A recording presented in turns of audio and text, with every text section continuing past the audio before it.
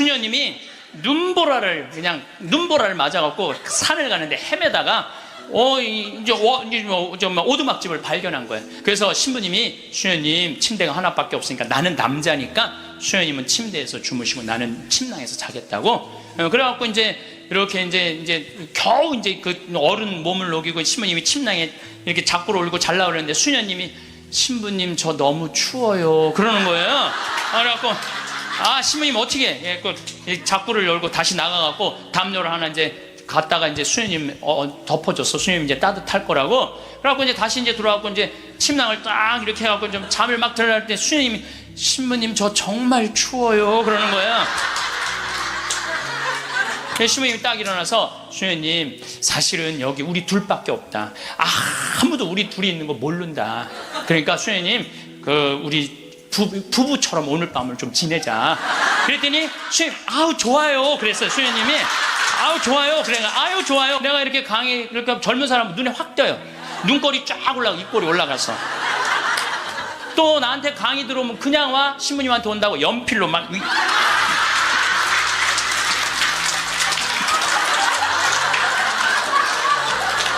그런데 할머니들은 아무리 그려도 이게 떨어져요. 그래서 제가 드리는 말씀은 무기력증에 빠져 살지 말고 해만 뜨면 집을 나가라는 거예요. 그래서 신부님 돈이 있어야지 나가 돌아다니죠. 집 잡혀라.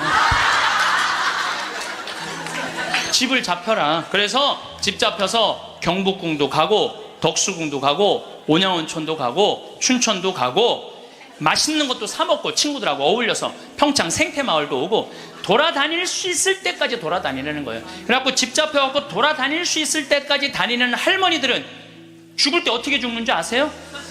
아니에요. 그건 아니고 씩 웃고 죽는 것도 죽는 거지만은 돌아다닐 수 있을 때까지 돌아다니는 할머니들은 죽을 때 어떻게 죽느냐면 지쳐서 죽어요. 지쳐서.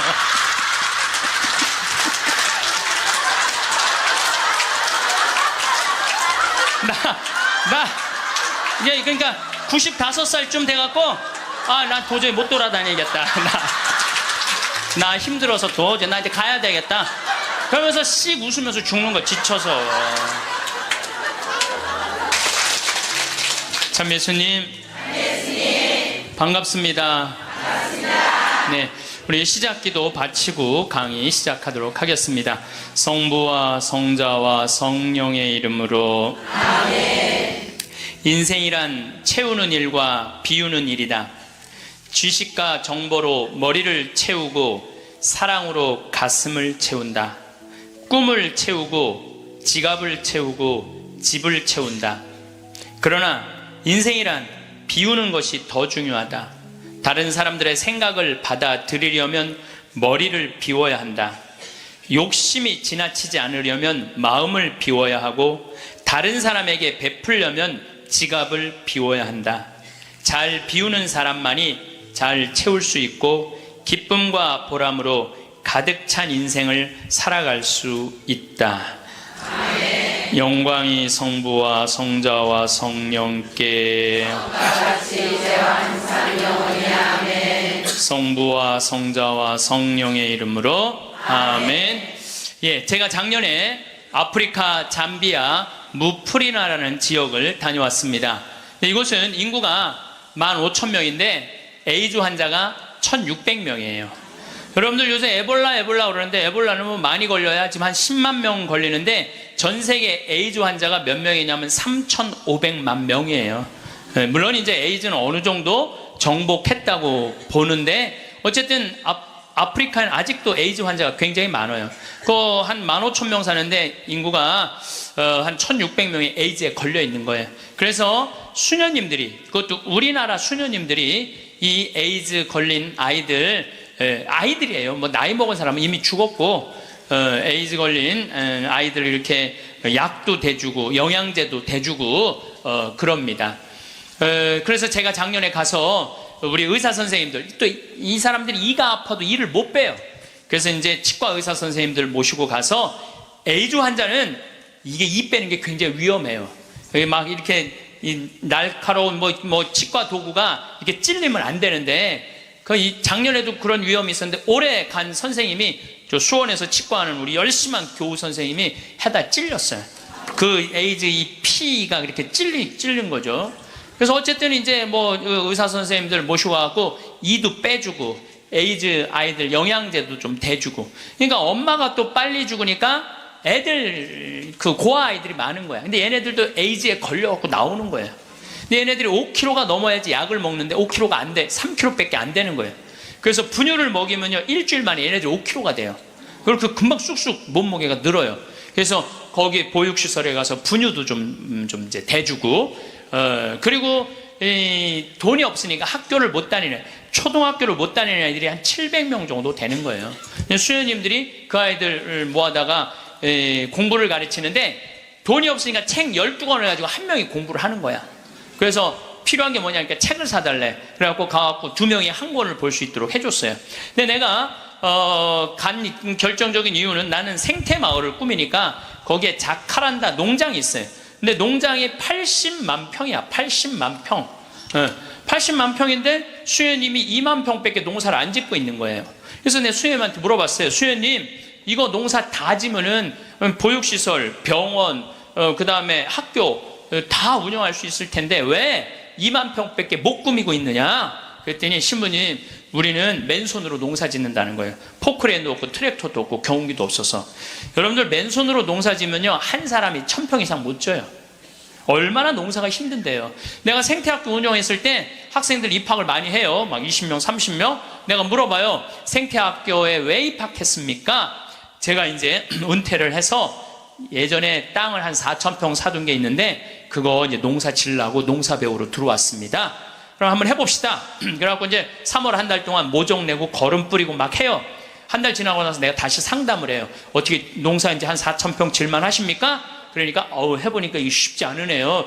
한 1000평 정도 할 수 있을 것 같아요. 그래요. 3월, 4월, 5월, 더운 이제 6월 이제 지나고 나서 학생들 여름방학 할 때 제가 물어봐요. 이제 한 몇 평이나 농사 질 수 있을 것 같으냐고. 그러니까 이분들이 하는 얘기가 한 10평 질 수 있을 것 같아요. 10평.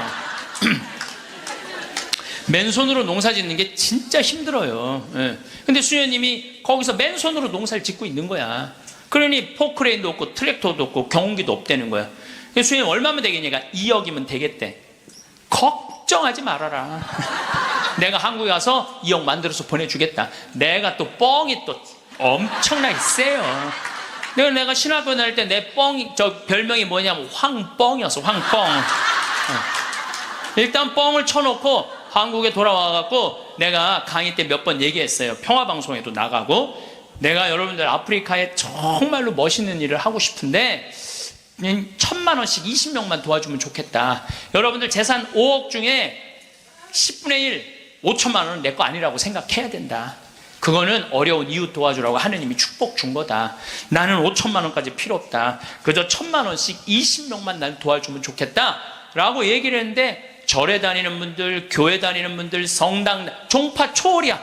뭐 성당 다니는 분들, 아무 데도 안 다니는 분들, 이런 분들이 돈을 보내주는데요, 3개월 만에 2억이 들어온 거예요. 난 너무너무 감사해요. 네.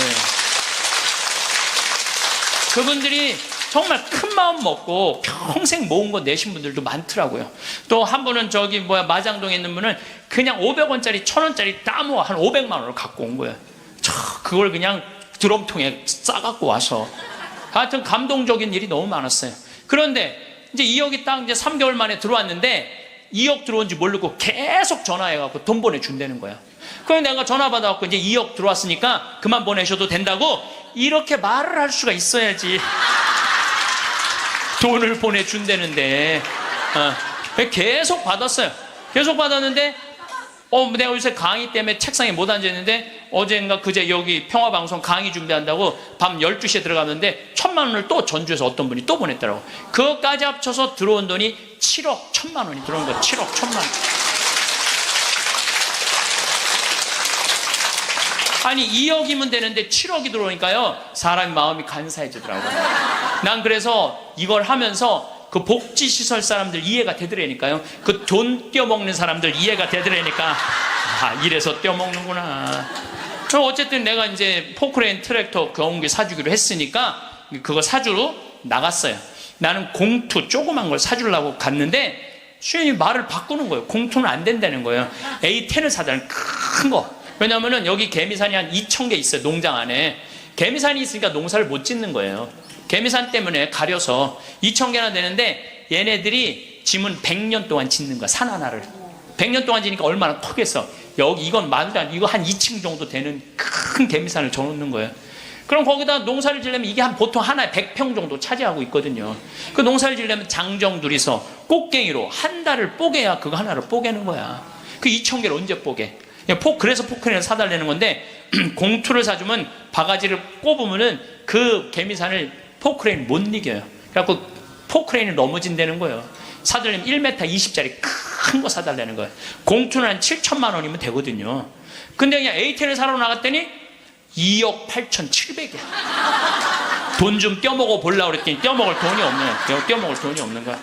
그것도 우리나라 포크레인을 사주려고 그랬더니 우리나라 건 안 된대. 서비스 포크레인은 하면서 호수라는 게 막 터져요. 이렇게 연결되어 있는 게 큰 기계를 하니까 그거를 고치는 거는 볼보밖에 없는 거야.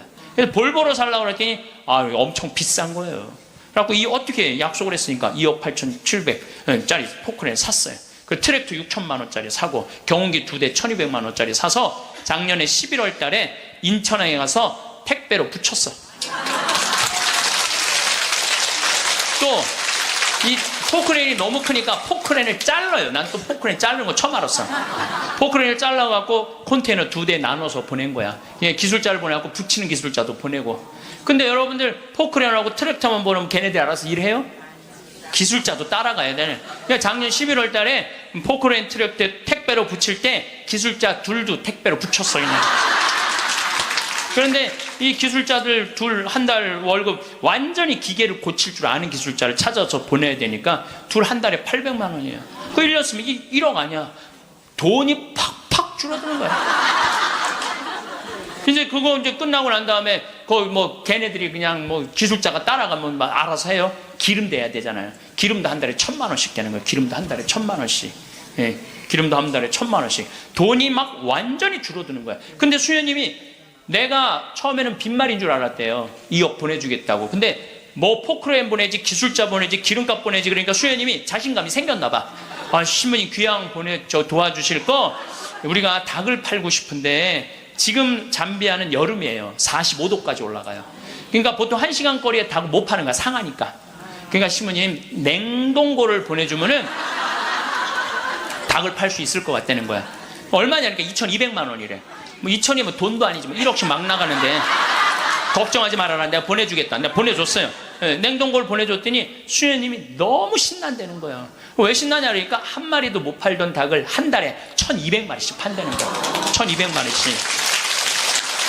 그런데 수녀님이 또 전화를 해서 신부님 문제가 생겼다는 거야. 무슨 문제가 생겼냐니까 닭을 너무 많이 팔다 보니까 닭장이 모자라요. 닭장이. 닭장 줘달래. 닭장. 그래서 얼마면 되냐니까 1억이면 된대. 좋다. 이제 들어온 돈이 다 나가게 생긴 거 이제. 좋다. 닭장 줘주겠다. 그래서 작년에 이제 벽돌 찍는 기계, 닭털 뽑는 기계 다 보내줘서. 그래갖고 이번 여름에 대학생들 20명을 데리고 가서 닭장을 줘주고 왔어요. 내가 이번에 우리 대학생들 20명을 데려와서 너무너무 놀랐어요. 왜냐하면 엄마들이 얘네들 문제 있어서 얘네들 고생시킨다고 보냈는데 걔네들이 가서 일하는 걸 보는데요. 너무 잘하는 거예요. 너무 즐겁게. 그러니까 걔네들은 다 내가 보니까 몸으로 살 놈들을 머리로 살라고 그러니까 걔네들이 힘들어. 몸으로 사니 얼마나 너무너무. 그래서 얘네들이 닭장 다 지어주고 닦아놓은 땅이 10만 평이야. 10만 평. 야, 나는 이번에 정말 감동받았어요. 그리고 이제 아줌마 3명이 따라갔어요. 한 70명이 지원을 했어요. 20명 데려가야 되는데 70대, 60대, 50대, 40대, 20대만 싹 뽑고 나머지는 다 이제 제하고 60대 아줌마 셋만 모시고 갔어요. 지원한 분들. 왜 모시고 갔겠어요? 밥 해주는 거. 밥 해주는 거. 근데 그 3분도 음식을 너무너무 맛있게 잘하더라고요. 하여튼 이번에 근데 이제 그것만 한다고 되는 게 아니잖아요. 그 닭장은 기술이 필요하거든요. 그래서 이제 우리 생태마을에 집을 져주는 신자도 아니야. 그냥 산적같이 수염 이렇게 있어. 막 이런 사람한테, 그 김 사장한테 당신 내가 한 달 월급 줄 테니 아프리카에서 닭장 져주고 오는데 기술자가 필요하니까 가서 닭장지로 가자. 그랬더니 이분이 하는 말이, 신부님 무슨 말을 그렇게 하느냐고. 나도, 저 친구들도 저렇게 한 달 봉사로 가는데 나도 가서 돈 안 받고 자원으로 하겠다는 거야. 그러니까 예수님이 주님 주님 한다고 다 천국에 가는 게 아니다. 내 말을 실천하는 사람이라야 천국에 간다는 말. 나 그 김 사장을 보면서 그런 생각이 들더라고요. 가서 그러니까 이번 여름에 저도 이제 가서 싹 져주고 왔어요. 그랬더니 수녀님이, 신부님 도대체 우리한테 왜 이러는 거냐는 거예요. 나 그 수녀님들 본 적이 없거든요. 근데 작년에 내가 가서 그 수녀님들을 보고 감동을 받은 거예요. 왜? 수녀님 10분이 잠비아에 가서 16년 동안 한국 수녀님들이 그들을 위해서 사는 거야. 그냥 뭐 샤워를 한번 하려고 그러면 물도 안 나와요. 그리고 여러분들 잠비아가 더운 게 아니에요. 6, 7월 달은요 추워요. 파카 입고 다녀야 돼요. 털옷 입고 다녀야 돼. 근데 샤워를 한번 해보려고 그러면 물이 그냥 나오다가 그냥 비눗물이 같이 떨어져. 멈추고. 그렇게 불편한 데를 수녀님 10분이 16년 동안, 수녀님 38살 먹은 나탈리아라는 수녀님은 가자마자 말라리아 그래서 죽었어 또. 그냥 내가 무덤에 가봤더니 사진을 이렇게 해놨는데 예쁘게 생겼더라고 또. 참. 그러니까 옆에 동료 수녀님이 죽어가는데도 불구하고 이 수녀님들이 그들을 위해서 16년 동안 살았으니 이건 수녀님으로 안 보이는 거야. 작은 예수님으로 보이는 거야. 내가 이분들을 도와주지 않으면 나중에 큰 예수님한테 혼나겠다는 생각이 들더라고. 그래서 수녀님이, 신부님 우리한테 도대체 왜 이러느냐고. 그러길래 내가 한마디 했어. 수녀님 무슨 말을 그렇게 섭섭하게 하느냐고. 같은 업종에서 일을 하면서 무슨 말을 이렇게 섭섭하게 하느냐고. 수녀님도 하느님이라고 나도 하느님이라는데 내가 수녀님 도와주는 거 당연한 거 아니냐고. 그랬더니 수녀님이 또 전화를 해서, 신부님 추장이 만나진다는 거예요. 무슨 추장이 많냐. 아직도 잠비아에 추장이 많대요. 근데 추장 한 분이 천주교 신자 추장이래요. 거기 한 20%가 천주교 신자거든, 잠비아는. 근데 그 추장이 땅이 6억 평이 있대. 6억 평이 있대. 6억 평이. 그래서 수녀님 좋은 일 한다고 500헥타를 준다는 거예요. 그러니까 우리나라 150만 평, 450만 제곱미터 엄청난 큰 걸 준다는 거예요. 신부님 이거 어떻게 할까요? 전화를 했어요. 수녀님 이거 일단 받아두라고 그거. 그랬더니 이 창설자 수녀님이 독일 수녀님인데 이 수녀님 날 직접 찾아오셨어요. 신부님, 다른 병원 운영하는 수녀님, 보육시설 운영하는 수녀님, 그 다음에 학교 운영하는 수녀님들은 일이 잘 진행이 되는 거예요. 근데 이 수녀님은 울고 다녔다는 거예요. 16년 동안. 땅이 한 면이 3.2km니까 어마어마하게 땅이 크더라고요. 80만 평이.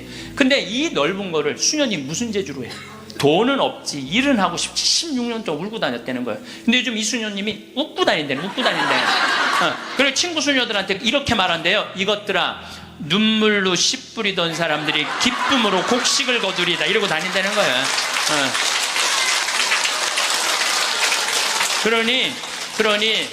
그러니 신부님, 이건 자기네들은 하기가 쉽지 않다는 거예요. 신부님은 나는 또 그쪽으로 공부도 했고, 그러니 신부님 귀향 시작을 했으니 완성을 좀 해달라고. 그러니까 난 또 80만 평 완성하려면은 70살까지 일이 기다리고 있는 거야.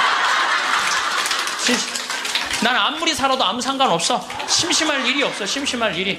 이번 여름에는 이제 치과 의사 선생님들, 안과 의사 선생님을 모시고 왔는데, 이제 좀 젊은 분들이 가는데 안과 의사 선생님 대학병원에 과장님을 모시고 간 거야. 수술 도구까지 다 갖고, 내가 다 우리 후원하는 분들이 보내니까 치과 수술 도구, 안과 수술 도구 다 갖고 갔거든요. 근데 이 치과는 이제 작년에 갔으니까 환자들이 많은데, 안과는 사람들이 줄은 잔뜩 섰는데 무서운 거야. 이게 수술하면 눈알을 빼는 건 줄 알고 눈알을 빼는 건지. 백내장 환자가 많은데 그래갖고 그냥 들어왔다 나갔다 하는 거야. 그냥 수녀님들이 강제로 막 끌고 가, 해라고. 그래갖고 이제 이 백내장 수술을 해줬는데, 보통 그 사람들은 병원에 와도 고맙다고 안 그런대요. 근데 이 백내장 수술한 사람 매일 병원에 와서 고맙다고 그래. 눈알 빼는 줄 알았더니 눈알이 너무 잘 보이는 거야. 너무너무 잘 보이는 거야. 그래서 뭐 다른 과는 거기도 병원이 있는데 안과, 치과 이거는 특수 직군이기 때문에 없대요. 근데 그분들이 그것 때문에 가장 고통을 겪는 거거든. 그래서 난 또 그 이제 의사 선생님들을 매년 모시고 가는 미안해갖고 내년에는 가지 말지 뭐 그랬더니 신부님 빼놓고 우리끼리 올게요 그러더라고요. 그게 왜 그런가 했더니 그 의사 선생님들이 스트레스가 많아요.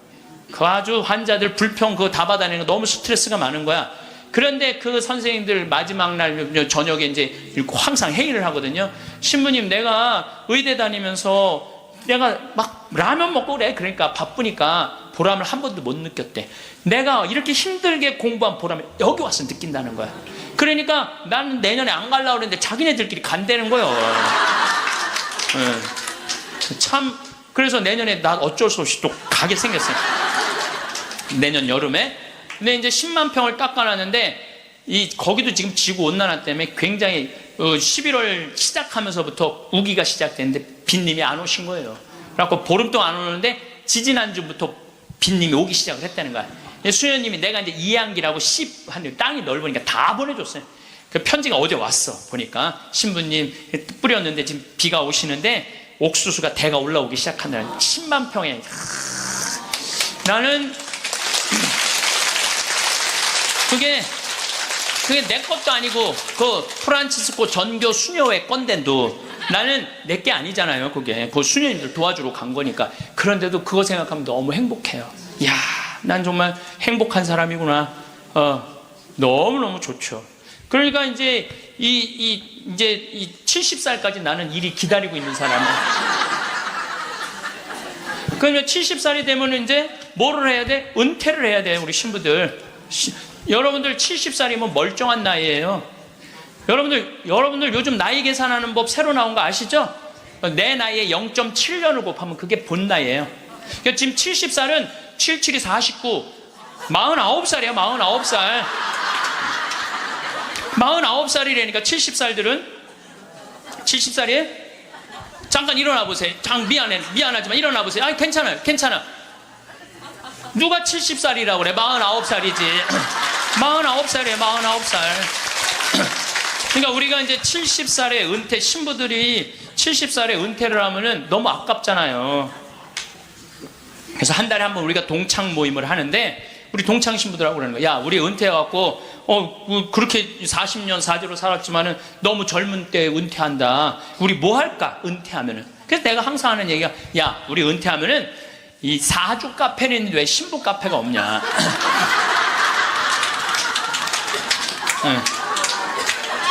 우리 신부 카페 하자. 신부 카페. 아니 요즘 사람들 마음 답답하면 사주 카페 가고 전보 커피 마시면서 전보잖아요. 그러니까 우리도 신부로 여러분들 신부로 귀신의 애비로 40년을 살면요 웬만한 무당보다 나아요. 귀신의 애비로 40년 정도 살면 웬만한 무당보다 낫다니까요. 네, 지금 70살 원로 신부님들 딱 여러분들 보면요 여러분 인생이 딱 보여요. 얼굴이 뭐냐면 얼이 들어왔다 나갔다는 굴이야. 얼이 들어왔다는. 그래서 우리 얼굴 안에 7,000개 인생이 있다는 거예요. 여러분들 얼굴 안에 딱 보면 남편이 바람 피고 있구나 이게 금방 나온다니까. 웬만한 점쟁이 무당보다 낫다니까요. 저도 본당 신부하면서 무당들 세례를 많이 줬어요. 무당들이 천신 자기가 모시는 신기가 떨어지면요 천신을 찾아온다니까요. 그래서 내가 뭐 북도 태우고 막 이거 신물도 많이 태워주고 세례도 주고. 또 어떤 무당은 유방암이 걸렸는데 60 한 7, 8쯤 됐는데 평생 이제 점을 봐준 거죠. 근데 이제 나한테 온 거예요. 이제 삶을 정리하고 하느님한테 귀의하고 싶다고. 살아온 얘기 다 들어주고. 그리고 이제 마지막에 이제 죽을 때 또 신부님 성가 소리 듣고 죽고 싶다고. 근데 쫓아가고 또 보니까 막 기다리고 있더라고요. 그래서 성모님 성가 듣고 싶다. 그래서 내가 막 성가 불렀는데 그렇게 해서 돌아가셨어. 그러니까 내 품에 죽은 무당도 있다니까. 내 품에 죽은. 내가 웬만한 무당보다 낫지. 웬만한 무당보다 나은 거예요. 그러면 우리가 카페 차려놓고 여러분들 본당 신부님들 면담하려고 그러면 얼마나 힘들어. 본당 신부님 바쁘고 우리 은퇴하면 시간도 많은데. 그래서 우리 잘생긴 시모니 신부가 있어요. 오늘 오후에 만날 건데 시모니 신부 그 커피 바리스타 자격증도 있고 잘생기고 자격증 있고 시모니 신부는 커피 바리스타 하고 그리고 나보다 7살 많은 베네딕토 신부라는데 얼굴이 못생겼어요. 네. 형은 그 정신없이 왔다 갔다 하지 말고 주방에서 나오지 말고 거기서 나오지 말고 음식하고 음식. 네. 네. 그 다음에 뭐 담배만 피우고 뭐 아무것도 안 하는 우리 마티아 신부 너는 청소하고. 난 이제 이게 되니까 앉아서는.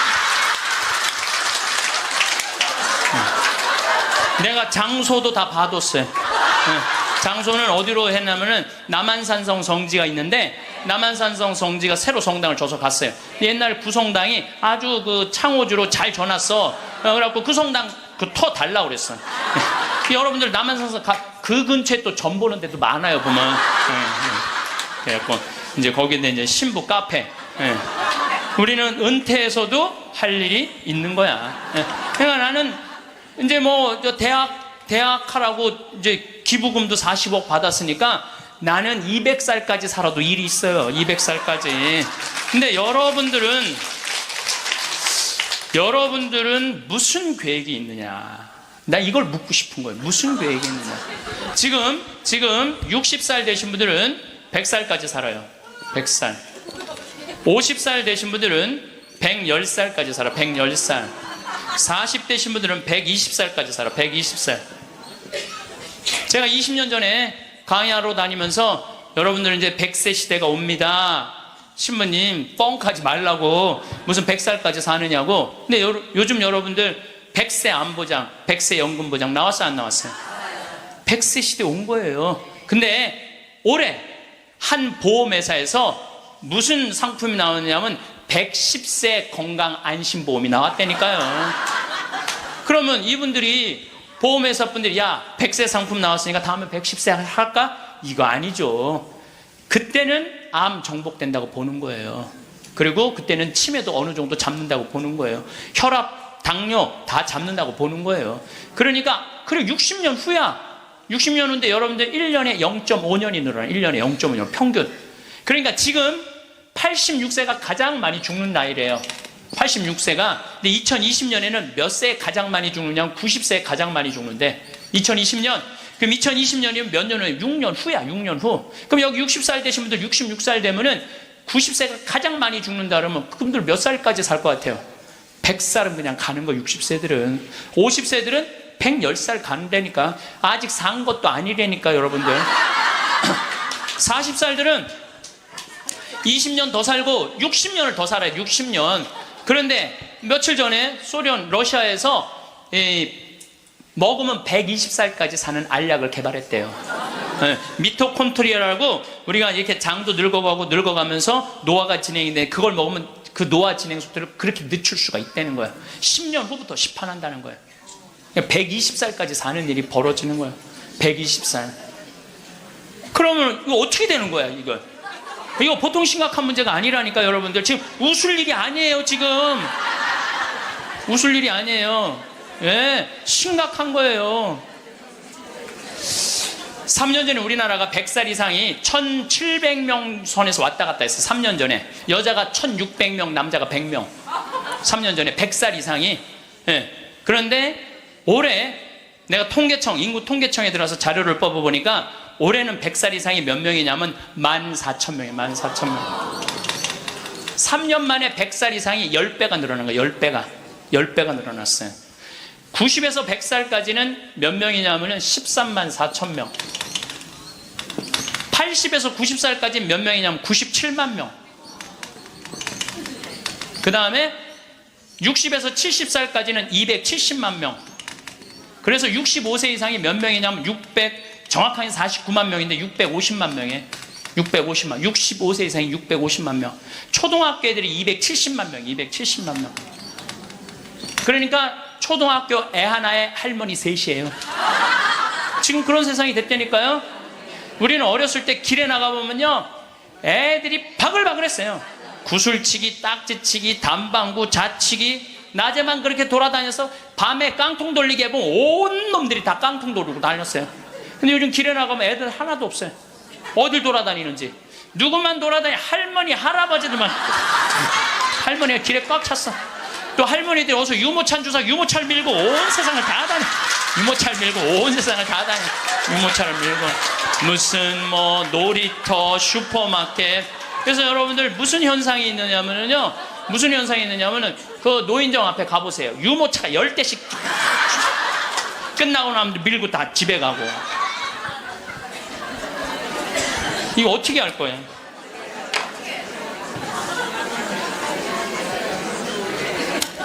조선시대 왕들은 평균 연령이, 조선시대 왕이 27명이었어요. 27명이 있었는데 평균 연령이 46.1세였어요. 왕들이 길게 살아야 46. 왕자고 공주들, 관리 잘한 왕들은 46.1세. 관리 잘하는 왕자도 큰 왕자들 있잖아요. 왕 못된 왕자들. 그거 평균 나이는 36세야. 평민들은 조선시대 35세. 평균 나이 35세. 그때는요, 아무 문제가 없었어요. 그때는 35세. 그러니까 20살에 결혼을 해갖고, 20살에 결혼해갖고 35세 주고 40이나, 그러면요, 이땐 갈등도 하나도 없어. 20살에 결혼해갖고 3년 애 하나씩 낳으면은 한 7 낳다가 죽는 거야. 7명 낳다가 죽는 거예요. 그렇죠? 네. 삶의 계획이 뭐가 필요해? 그리고 마지막 막내는 놔놓고 누구한테 맡기느냐 하면 장남한테 맡기고 죽는 거예요. 네. 장남한테 맡기고 죽는 거예요. 네. 계획 세울 필요가 없어요. 근데 지금은 안 죽어. 이게 보통 심각한 문제가 아니에요. 이게 안 죽는 바람에 모든 문제가 다 생기는 거야. 안 죽는 바람에. 여러분 요즘 연금 얘기 참 많이 나오죠? 연금 공무원들이 20년 의무로 내면은 그 다음부터는 받아 먹을 수 있는 거예요. 그럼 20년 냈으면은 20년만 받아 먹어야지. 120살까지는 몇 년 받아 먹을 것 같아요? 60년 받아 먹는 거, 60년. 여러분들 나라 망할 것 같아요? 안 망할 것 같아요? 망하게 돼 있어요. 이거는 불보듯 뻔한 거예요. 뭐 그리스, 스페인, 그래서 망한 거예요. 그래갖고 좀 나라 이제 자식들을 위해서 좀 후손들을 위해서 연금 좀 깎자고 지금 국회에서 정부에서 그러는 거 아니에요? 계산 뻔히 나오니까 연금 깎자고 그랬더니 깎으려는 연금을 안 깎고 머리 깎고 안 된다고 그냥.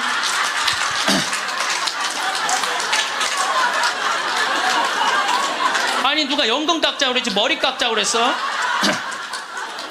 그런데 여러분들 이게요, 이게 웃지도 울지도 못할 일이에요. 웃지도 울지도 못할 일이야. 이게 지금 이게 지금 우리나라가 지금 무대책이야. 무대책. 아무 대책이 없는 거야. 그래서 연금 문제에 걸리지. 치매가 우리나라가 지금 58만 명이에요.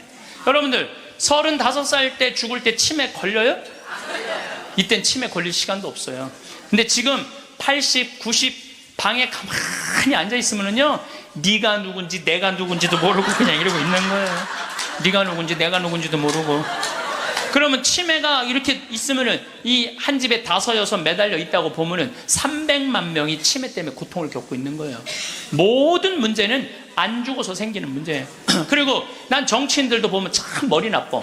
여러분들 65세가 650만 명, 50세까지 되면 거의 1000만 명인데 이제는요 진보가 보수를 이길 수가 없어요. 진보가 보수를 이길 수, 늙으면 보수로 될 수밖에 없거든. 그러니까 노인들은 또 투표를 또 얼마나 열심히 해요. 똑같이 찍잖아. 이게 무슨 얘기냐면은 사회가 변할 가능성이 없다는 거예요. 젊은 사람이 많이 나와야지 사회가 변하고 발전하는데, 나이를 먹어가는 사람이 그 사회의 주축을 이루고 있잖아요. 그렇다고 죽으라고 그럴 수도 없고 살라고 그럴 수도 없고. 그러니까 결국은 누가 변해야 되냐면은 여러분들이 변해야 되는 거예요. 내가 삶을 어떻게 살아갈 것이냐, 이거 보통 생각해야 되는 거 아니에요. 그냥 진짜 웃을 일이 아니라니까요. 지금 여러분들 웃을 일이 아니에요. 그런데 우리나라가 65세 이상 노인들이 OECD 국가 중에 가장 가난해. 가장 가난해. 근데 여러분들 왜 가난한 줄 알아요? 국가가 잘못해서 가난했을 것 같아요? 천만의 말씀. 우리나라가 프랑스보다 교육비를 몇 배를 더 쓰냐면 9배를 더 써요. 프랑스보다 9배 더 써요. 미국보다 교육비를 몇 배 쓰냐면 3배를 더 써, 3배를. 근데 여러분들 생각을 해봐요. 우리가 프랑스보다 지금 뭐 비슷비슷하게 살지만 조금 떨어져. 미국은 우리 한 2배 정도 잘 살아. 근데 그 2배 정도 잘 사는 나라보다 3배를 교육비를 더 쓰는 거야. 그래서 남자아이 대학 결혼까지 들어가는데 여러분들이 3억 6천이에요. 처음부터 태어나갖고 걔한테 쏟아 넣는 돈이 3억 6천이야. 여자는 3억 4천이 들어가요. 그럼 남자 여자 아들, 딸 둘 나가고 결혼까지 시켰으면 여러분들 얼마 쓰면 7억을 쓴 거야. 7억을. 셋 낳았으면 10억을 쓴 거야. 10억. 그러니까 애를 낳아요? 그래서 애도 안 낳는 거예요. 이놈의 교육 때문에 애도 안 낳는 거예요. 그러니까 애가 안 나오면 나라는 어떻게 되겠어요? 이게 머리가 복잡해요. 내가 보기엔 정치인들 머리가 지끈지끈할 거야 아마. 그 생각을 해보면은. 그러니까 65세 넘어가고 OECD 국가 35개 나라 중에 우리나라가 노인이 가장 가난해. 쓸 돈이 없는 거야. 자식들한테 다 쓰고. 그리고 요즘 애들은요 1등 아니면 패배자야 다. 그러니까 대기업에 취직 안 하면 아무데도 취직 안 하는 거야. 그리고 대기업 안 갈 바야 200만 원 받고 일 안 한다 이거야. 그러니까 집에서 논다는 거야. 그럼 노는 놈 누가 책임져야 돼? 부모가 아니 어제도 저녁 먹으면서 들은 얘기인데 엄마 아빠가 다 교직이래. 그래서 연금이 700만 원 정도 나온대요. 그렇게 친구 중에 제일 연금이 많이 나온대. 상전 밥 한 번, 술 한 번을 안 낸다는 거야. 친구들이 막 욕을 한다는 거야. 너는 이 새끼야 밥 한 번 안 사냐. 그렇게 연금이 많은데 근데 한 친구한테 술 한 번 하자 그러면서 울면서 그러더래요. 애들이 둘 다 명문대학을 나왔는데 대기업 몇 번 보내 떨어지더니 집에서 놀고 있다는 거야. 걔네들 생활비로 600만 원을 대준다는 거야. 자기가. 그 자기네들이 100만 원을 가지고 쓴다는 거. 100만 원을 가지고. 그러니까 친구들 뭐 사주고 싶어도 사줄 수가 없다는 거예요. 100만 원 갖고 생활해야 되니까. 이게 지금 대한민국이 지금 정신이 나가도 한참 나간 거예요. 보통 문제가 아니라니까요. 안 죽어서 문제, 애들 일 안 해서 문제, 애 안 낳아서 문제. 참 큰 문제야. 그러니까 여러분들은 내가 어떻게 살아갈 것인가 이 계획을 잘 세우셔야 돼요. 잘 세우셔야 돼. 예. 또 이 나이를 먹어갖고 어떤 문제가 있느냐면은 70세 드신 분들 이 경제적인 문제가 지금 가장 심각한 문제고 또 하나는 무기력증에 빠져요. 사는 게 재미가 하나도 없어. 돈이 있어야지 어디 돌아다니까. 돈이 있어야지. 돈도 없고 돌아다니지도 않지. 집에 하루 종일 있는 거야. 집에 하루 종일 있으니까 생전 웃을 일이 없네. 하루 종일 한 번도 안 웃어요. 보면은 한 번도 안 웃어요. 한 번도 안 웃으니까 남이 웃긴 얘기하면은 웃긴 웃어야 되는데 어떻게 웃어야 되는지 모르는 거야. 이 썩은 미소가 나오는 썩은 미소가. 한 번도 안 웃으니까 무기력증에 걸리는 거예요. 그러니까 70살 넘으면 웃기라도 해야 되는데 안 웃고 가만히 있으면 눈두덩 쳐져요 안 쳐져? 눈두덩, 눈가 쳐지고 볼 쳐지고 입가 쳐지고 소파에 앉아고 가만히 텔레비 보고 있으면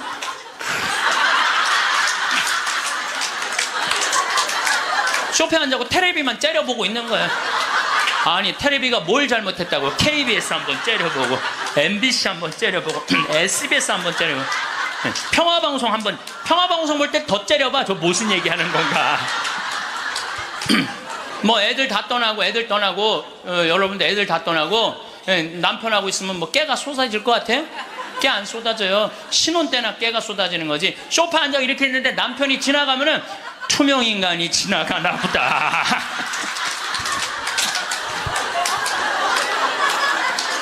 그 사는 게 재미가 하나도 없는 거예요. 그 어떤 신부님하고 수녀님이 눈보라를 맞아갖고 산을 가는데 헤매다가 이제 오두막집을 발견한 거예요. 발견했는데 다행히 침대가 하나 있고 그 다음에 침낭이 있는 거야. 담요는 이제 바닥 옆에 있고 그래서 신부님이 수녀님 침대가 하나밖에 없으니까 나는 남자니까 수녀님은 침대에서 주무시고 나는 침낭에서 자겠다고. 그래갖고 이렇게 겨우 그 어른 몸을 녹이고 신부님이 침낭에 이렇게 자꾸로 올고 잘라고 그랬는데 수녀님이 신부님 저 너무 추워요 그러는 거예요. 그래갖고 신부님 어떻게 자꾸를 열고 다시 나가갖고 담요를 하나 갖다가 수녀님 덮어줬어. 수녀님 이제 따뜻할 거라고. 그래갖고 다시 들어와갖고 침낭을 딱 이렇게 해갖고 좀 잠을 막 들어갈 때 수녀님이 신부님 저 정말 추워요 그러는 거예요. 짜증이 나는데 어떻게 남자인데. 그래갖고 다시 이걸 열고 다시 담요를 하나 수녀님 덮어. 수녀님 진짜 따뜻할 거라고. 그래갖고 겨우 잠을 들어. 신부님 저 정말 추워요 그러는 거예요. 신부님이 딱 일어나서 수녀님 사실은 여기 우리 둘밖에 없다. 아무도 우리 둘이 있는 거 모른다. 그러니까 수녀님 우리 부부처럼 오늘 밤을 좀 지내자. 그랬더니 수녀님 좋아요 그랬어요. 수녀님이 좋아요. 그래 좋아요. 그래서 그럼 부부처럼 하는데 내가 지금부터 말을 좀 하겠다. 수녀님, 그 수녀님 말을 내가 빼겠다. 당신 자꾸 짜증나게 할 거야? 그 빌어먹을 담요 당신이 갖다 덮어. 나 잠 좀 자게 나도 좀. 여러분들, 부부가 이게 다정하게 이렇게 살다가 늙으면 좋은데 서로 맨날 짜증이 나느니 뭐 지겹대느니 이런 소리 하면은요, 늙어서 한 집에 살아도요 있으나 마나요. 있으나 마나야. 하루 종일 혼자 텔레비. 이제 저녁에 며느리가 어머니 식사하세요. 방문 땅땅 두들겼는데 또 이 시어머니 또 전기세 또 불은 깜깜하게 꺼놨어. 째려보던 눈빛 그대로 파란 텔레비 불빛에 밥 먹으라고 이렇게 째려보면요, 며느리가 심장이 땅땅 떨어지는 거예요. 사람은요, 눈꼬리가 올라가지 이쁜 거야. 입꼬리가 올라가지 이쁜 거예요. 그래서 젊은 사람이 웃을 때 시원한 게 눈꼬리가 올라가고 입꼬리가 올라가서 시원한 거예요. 내가 나이가 먹은 분들은요, 무조건 해만 뜨면 집에 있으면 절대 안 돼요. 해만 뜨면 그리고 나이 70살 80살 넘어서 집을 나가주는 게 예의야. 예의. 집에 있으면 안 된다니까요. 그리고 가끔 1박 2일씩 사라져주는 것도 예의에. 사라져주는 것. 강원도 평창 생태마을로 사라져주는 게 예의라니까. 하루 종일 웃지도 않고 있으면 뭐가 행복하겠어요. 그러니까 할머니들, 오늘 65세가 넘어갔고 나는 해 뜨자마자 나왔다, 여기 나왔다 한번 손 들어보세요. 내가 늘 말하지만 이 처녀들이 슬기로운 처녀들이라니까. 이 처녀들이 슬기로운 처녀들인 거예요. 내가 이렇게 이렇게 젊은 사람 눈에 확 띄어요. 눈꼬리 쫙 올라가고 입꼬리 올라가서. 또 나한테 강의 들어오면 그냥 와, 신부님한테 온다고 연필로 막.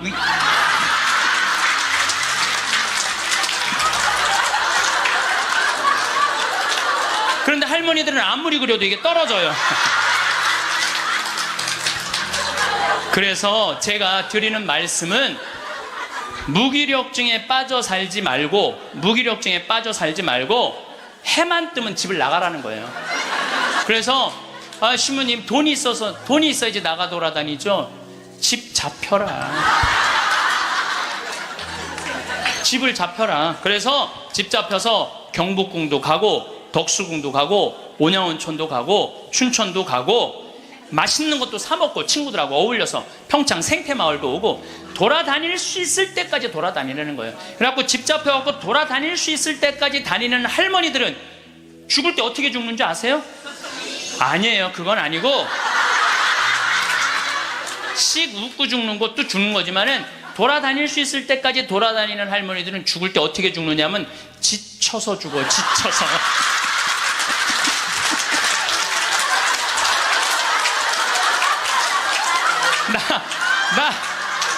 그러니까 95살쯤 돼갖고 나 도저히 못 돌아다니겠다. 나 힘들어서 도저히 나 이제 가야 되겠다. 그러면서 씩 웃으면서 죽는 거야. 지쳐서. 근데 어떤 사람들이 사람을 미치게 만드느냐면 돈 쓰는 거 무서워갖고 뒷방에 가만히 앉아있는 거예요. 뒷방에 가만히 앉아있으면은 여러분들 그 다음에 허벅지에 근육이 풀려요. 허벅지에 근육이 풀리면 그 다음에 하는 일은 누워서 똥 싸는 거예요. 똥 싸는 거예요. 그 다음에 그 집에 할머니가 똥을 싸기 시작하면 그 집은 기쁨은 다 사라지는 거예요. 냄새가 얼마나 기분 나쁘게 하겠어요. 본인도 괴롭지만 그걸 옆에서 지켜보는 사람. 그러니까 여러분들 자식을 위하는 거는요, 자식 걱정하는 게 아니에요. 자식을 위하는 건 내가 마지막까지 죽기 직전까지 내 발로 화장실 가주는 게 정말 자식을 위하는 거예요. 그러니까 마지막까지 화장실을 가주기 위해서는 뭐 해야 돼? 운동해야 된다. 운동. 제가 말씀드리는 거. 운동.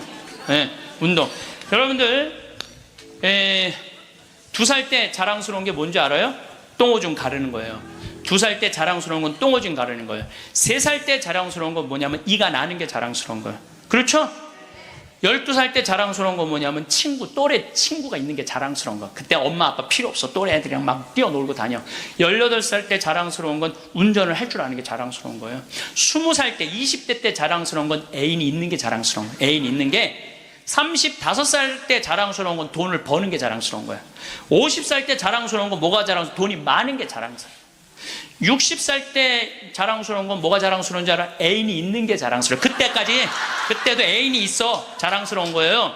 70세 때 자랑스러운 건 뭔지 운전을 할 줄 아는 게 자랑스러워. 75살에 자랑스러운 건 같이 여행 다닐 친구가 있는 거, 같이 밥 먹을 수 있는 친구가 있는 게 자랑스러워요. 80세 때 자랑스러운 건 뭔지 아세요? 이가 남아있는 게 자랑스러워. 이가 남아있는 게 85세 자랑스러운 게 뭔지 알아요? 똥오줌을 가릴 줄 아는 게 자랑스러운 거예요. 85이 돼서도 내가 똥오줌을 가릴 수 있다. 그건 자식들한테 최고의 선물이에요. 그래서 뭐를 하라? 운동을 해라. 이 운동 얘기부터는 다음에 내가 강의를 여러분들한테 하도록 하겠습니다. 마침 기도 바치겠습니다. 성부와 성자와 성령의 이름으로. 큰 재산은 소심한 사람에게 걸맞지 않다. 집에서 말씀입니다. 구두쇠에게 재물이 무슨 이익을 주겠느냐? 제 몸을 돌보지 않고 쌓기만 하는 자는 다른 이들을 위하여 모으는 것이니 그의 재산으로 남들만 흥청거릴 뿐이다. 자신에게 악한 자가 누구에게 관대하겠느냐? 그는 자기 재산도 즐기지 못한다. 자신에게 인색한 자보다 더 악한 자는 없다. 그것이 바로 자신의 사악함에 대한 보상이다. 욕심이 많은 자의 눈은 제 몫으로 만족할 줄 모르고 몹쓸 부리는 영혼을 메마르게 한다. 구두쇠는 음식을 아까워하며 그의 밥상에는 음식이 모자란다. 영광이 성부와 성자와 성령께. 성부와 성자와 성령의 이름으로. 성공한 사람들을 보면 크게 두 부류로 나뉘는 걸 알 수 있습니다.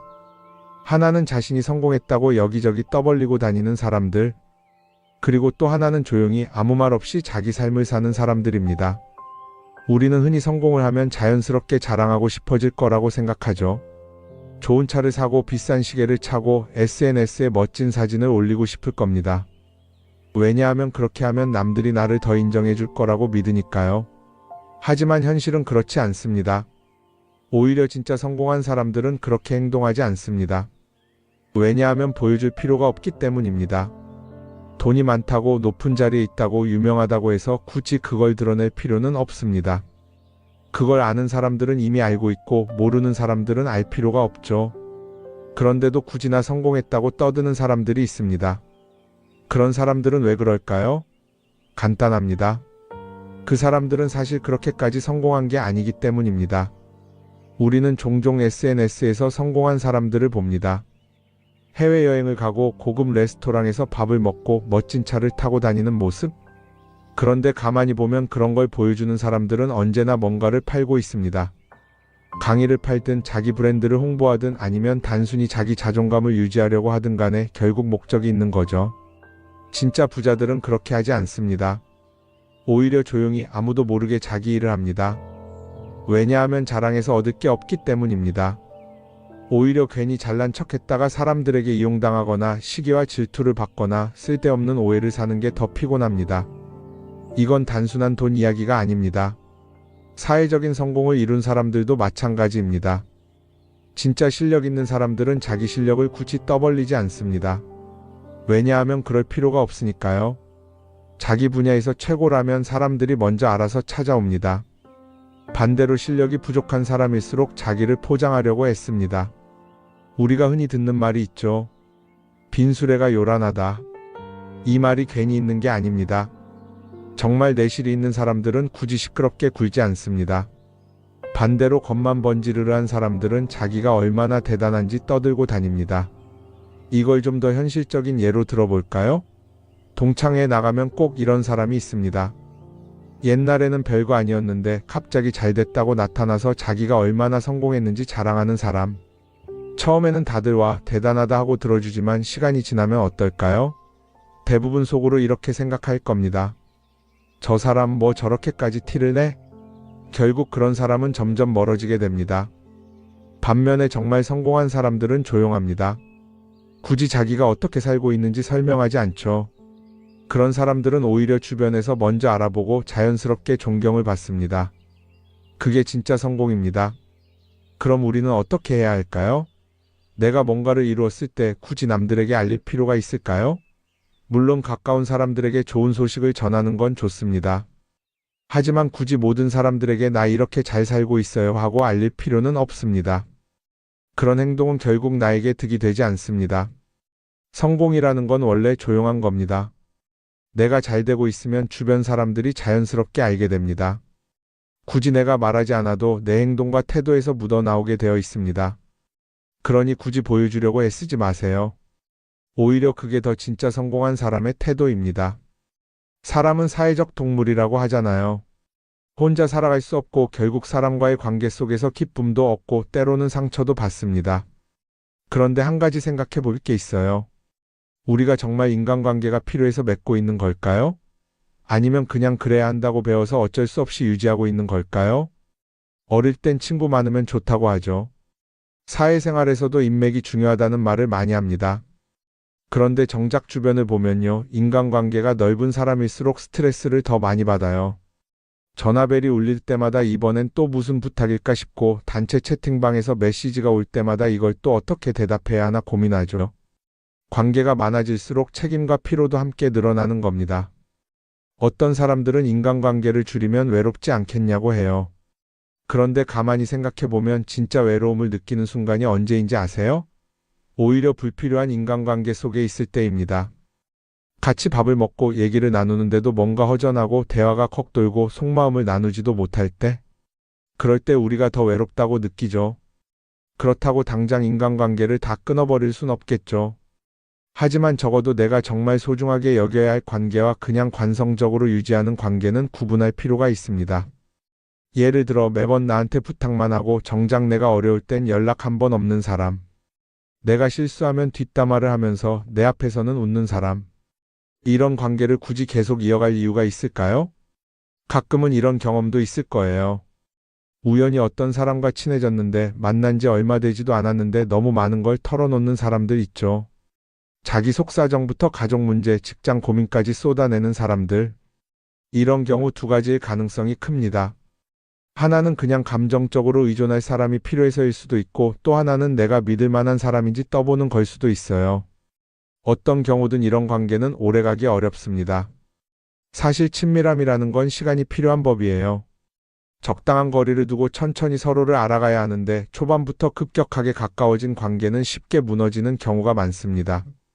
처음엔 친하다고 생각했는데 어느 순간 사소한 일로 틀어지고 결국 남보다 못한 사이가 되는 거죠. 그러면 인간관계를 어떻게 해야 할까요? 답은 간단합니다. 억지로 맺지 말고 굳이 유지하려고도 하지 않는 거예요. 내가 편한 관계라면 자연스럽게 이어질 것이고 그렇지 않다면 서서히 멀어질 겁니다. 그리고 그걸 억지로 붙잡지 않아도 괜찮습니다. 관계를 유지하는데 에너지를 쓰기보다는 정말 소중한 관계에 집중하는 게 더 낫지 않을까요? 어떤 사람은 내가 인간관계를 줄이면 나중에 나 혼자 남는 거 아니냐 걱정하기도 해요. 그런데 생각해보면요, 진짜 나를 위하는 사람은 많지 않아요. 인간관계를 줄인다고 해서 완전히 혼자가 되는 게 아닙니다. 오히려 불필요한 관계를 정리하고 나면 남아있는 관계들이 더 단단해지고 가치 있게 느껴질 겁니다. 예전엔 인맥이 자산이라는 말을 많이 했어요. 그런데 요즘은 꼭 그렇지도 않죠. 오히려 불필요한 인간관계가 많으면 그게 짐이 될 수도 있어요. 적당한 거리, 적당한 선. 이걸 잘 지키는 게 결국엔 가장 편한 인간관계를 유지하는 방법 아닐까요? 한번 곰곰이 생각해 보세요. 지금 내 주변에 있는 사람들 중에서 내가 정말 편하게 만날 수 있는 사람이 몇 명이나 되는지, 내가 억지로 맞춰주고 있는 관계는 없는지. 관계를 줄이면요, 외로워지는 게 아니라 오히려 더 자유로워집니다.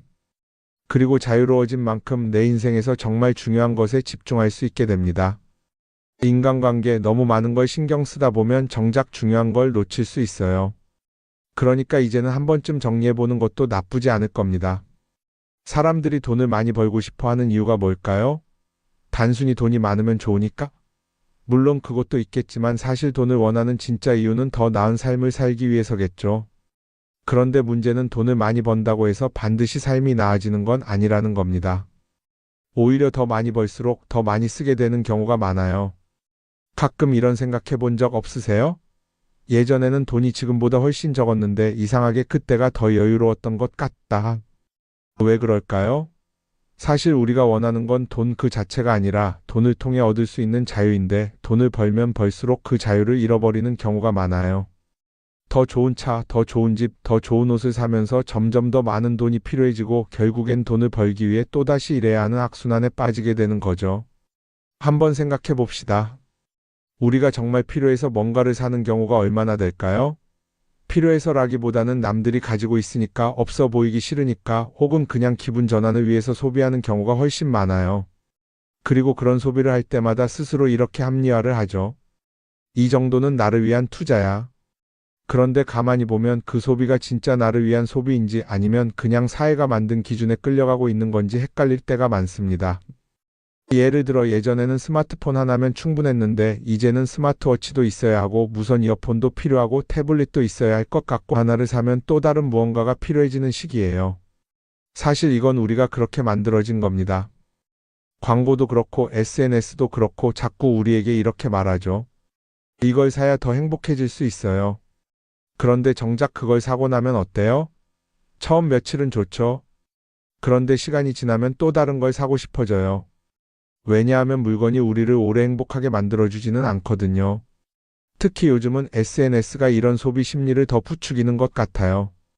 예전에는 친구들끼리 만나서 나 새로 샀어 하고 자랑하는 게 전부였는데 이제는 SNS에 올리면서 전 세계 사람들에게 보여주잖아요. 그러다 보니까 남들도 다 뭔가를 사서 올리고 나도 따라해야 할 것 같은 기분이 드는 거예요. 그런데 중요한 건 그 사람들도 사실은 나와 똑같은 기분이라는 겁니다. 내가 남을 부러워하는 만큼 나도 누군가에게 부러움을 사려고 애쓰고 있는 거죠. 결국 끝없는 비교와 소비 속에서 진짜 중요한 걸 놓치게 되는 겁니다. 한번 이렇게 생각해 보면 어떨까요? 만약 내가 지금부터 딱 1년 동안 불필요한 소비를 하지 않는다면 내 삶이 어떻게 변할까? 아마 처음에는 답답할 수도 있어요. 사고 싶었던 걸 참아야 하니까. 그런데 그걸 몇 번 참고 나면 어느 순간 깨닫게 될 겁니다. 내가 굳이 이걸 안 사도 괜찮네? 그렇게 불필요한 소비가 줄어들면 자연스럽게 돈이 쌓이겠죠. 그런데 돈이 쌓이는 것보다 더 중요한 게 있어요. 바로 마음의 여유가 생긴다는 겁니다. 돈을 쓰지 않는다고 해서 불행해지는 게 아니라 오히려 소비로부터 자유로워지면서 진짜 행복을 찾을 수 있어요. 물론 이걸 실천하는 게 쉽지는 않겠죠. 우리 주변에는 소비를 부추기는 것들이 너무 많으니까요. 하지만 적어도 이런 건 해볼 수 있습니다. 뭔가를 사고 싶을 때 한 번만 스스로에게 물어보는 거예요. 이게 정말 나한테 필요한 걸까? 아니면 그냥 순간적인 욕심일까? 만약 그 질문을 던졌을 때 5초 안에 당연히 필요하지. 라는 답이 나오지 않는다면 사실 그건 없어도 되는 물건일 가능성이 큽니다. 정말 필요한 건 고민할 필요도 없이 바로 떠오르거든요. 그러니까 이제는 한 번쯤 생각해 봐야 할 것 같아요. 나는 지금 내가 원하는 삶을 살고 있는 걸까? 아니면 남들이 만든 기준에 맞추기 위해 내 시간을 팔고 있는 걸까? 소비를 줄인다는 건 단순히 돈을 아끼는 게 아닙니다. 그건 결국 내 삶의 선택권을 되찾는 일이거든요. 돈을 많이 버는 것도 중요하지만 더 중요한 건 그 돈을 어떻게 쓰느냐입니다. 그리고 때로는 아무것도 사지 않는 게 최고의 선택일 수도 있어요. 우리는 요즘 SNS 없이 사는 게 거의 불가능한 시대에 살고 있죠. 아침에 눈 뜨자마자 휴대폰을 확인하고 출근길에도 SNS를 보고 잠들기 전까지도 계속 들여다봅니다. 그러면서 남들이 어떻게 사는지 보고 나도 모르게 비교하게 되고 때로는 초조해지기도 하죠. SNS에 올라오는 사진들 한번 보세요. 맛집에서 멋진 음식을 먹고 해외여행을 다니고 좋은 옷을 입고 성공한 삶을 사는 사람들. 그런데 가만히 보면 이 사람들이 정말 행복해서 저런 사진을 올리는 걸까요? 아니면 그냥 행복해 보이고 싶은 걸까요? 실제로 SNS에 가장 많이 올라오는 사진이 뭔지 아세요? 남들이 부러워할 만한 순간들입니다. 집에서 편하게 쉬고 있는 모습이나 출근길에 지친 얼굴, 어제 먹다 남은 배달 음식 사진 같은 건 잘 안 올리죠. 대신 멋진 레스토랑, 명품 가방, 고급 호텔 같은 것들이 올라옵니다. 왜 그럴까요? 결국 SNS는 보여주기 위한 공간이기 때문입니다. 여기서 중요한 게 있어요. 우리가 SNS에서 보는 건 그 사람의 삶 전체가 아니라 편집된 일부 장면이라는 겁니다. SNS는 마치 한 편의 다큐멘터리나 영화처럼 잘 꾸며진 장면들만 보여줍니다. 그런데도 우리는 그걸 보면서 아, 저 사람은 나보다 더 행복하구나 하고 착각하죠. 예를 들어 SNS에서 한 친구가 해외여행을 가서 아름다운 풍경을 찍어 올렸다고 해볼게요. 우리는 그걸 보면서 부럽다, 나도 저렇게 살고 싶다라고 생각하겠죠. 그런데 정작 그 친구는 사진을 찍고 나서도 일 때문에 스트레스를 받고 있을 수도 있고 여행 비용을 감당하느라 카드가 걱정을 하고 있을 수도 있습니다. 그 부분은 우리는 알 수가 없죠. 그런데 문제는 이렇게 남들과 비교하는 습관이 쌓이면 결국 내 삶이 초라하게 느껴진다는 겁니다. 원래는 그냥 조용히 살아도 괜찮았는데 SNS를 보고 나면 나만 뒤처지는 것 같고 뭔가를 더 해야 할 것 같고 괜히 불안해지죠. SNS는 기본적으로 사람들의 비교 심리를 자극합니다. 남들이 가진 걸 나도 갖고 싶게 만들고 남들이 하는 걸 나도 해야 할 것 같은 기분이 들게 만들죠. 그러다 보니 필요하지도 않은 걸 사게 되고 무리해서라도 화려한 곳에 가게 되고 남들에게 보여주기 위해 사는 삶을 살게 됩니다. 그럼 어떻게 해야 할까요? 사실 정답은 간단합니다. SNS에서 보이는 것들을 곧이곧대로 믿지 않는 것입니다. 그리고 더 중요한 건 남과 비교하는 걸 멈추는 것이에요. 어떤 사람이 비싼 차를 타고 다닌다고 해서 그 사람이 꼭 행복한 건 아닙니다. 좋은 차를 타고 다니지만 밤마다 사업 걱정에 잠 못 이루는 사람도 많아요. 반대로 대중교통을 이용하지만 마음 편하게 사는 사람도 있죠. 결국 행복은 보이는 것이 아니라 느끼는 것입니다. SNS를 덜 보면 덜 불행해진다는 연구 결과도 있어요.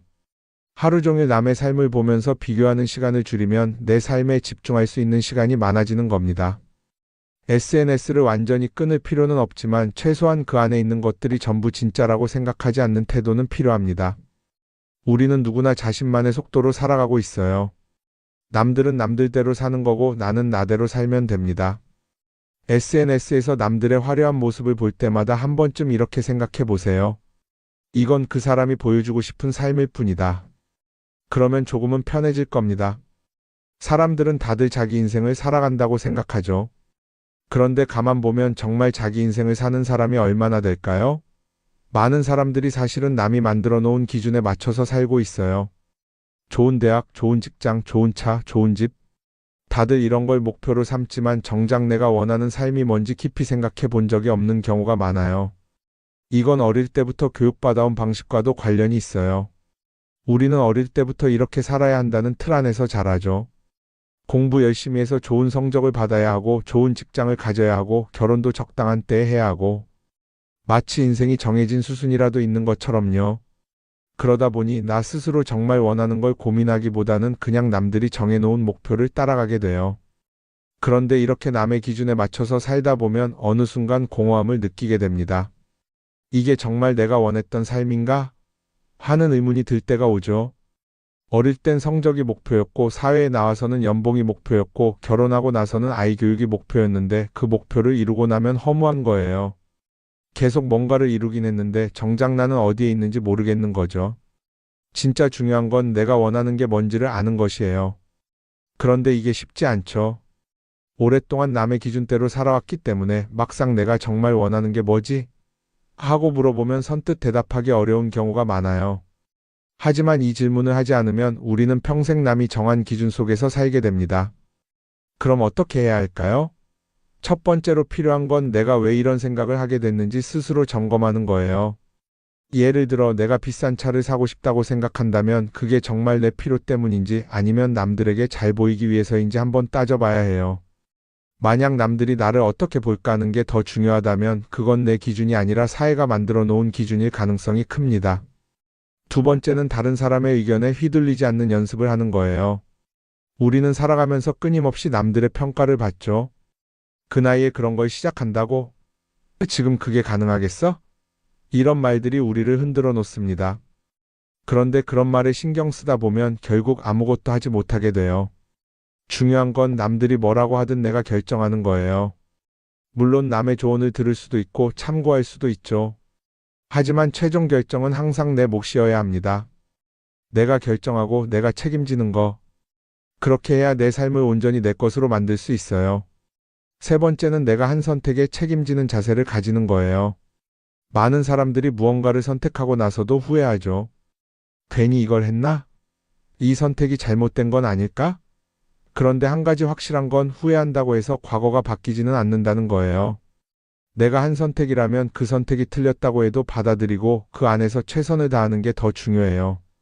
이렇게 말하면 그럼 실수하면 어떡하죠? 라고 걱정하는 분들도 있을 거예요. 하지만 생각해보면 우리가 실수를 두려워하는 이유도 결국 남의 시선 때문이에요. 내가 실패하면 남들이 날 어떻게 볼까? 이런 걱정이 더 크죠. 그런데 남들은 생각보다 우리한테 관심이 없어요. 우리가 성공하든 실패하든 남들은 자기 삶을 사느라 바빠요. 그러니까 내 인생의 주인은 결국 나 자신이라는 걸 명확히 할 필요가 있어요. 내 선택을 하고 그 선택에 책임지면서 남이 아니라 나에게 맞는 길을 찾는 것. 그게 진짜로 내 삶을 살아가는 방법이 아닐까요? 어쩌면 우리는 너무 오랫동안 이렇게 살아야 한다는 틀 속에 갇혀 있었는지도 모릅니다. 하지만 이제는 한 번쯤 생각해 봐야 합니다. 나는 진짜 내 삶을 살고 있는가? 그리고 만약 아니라면 지금부터라도 조금씩 바꿔보면 어떨까요?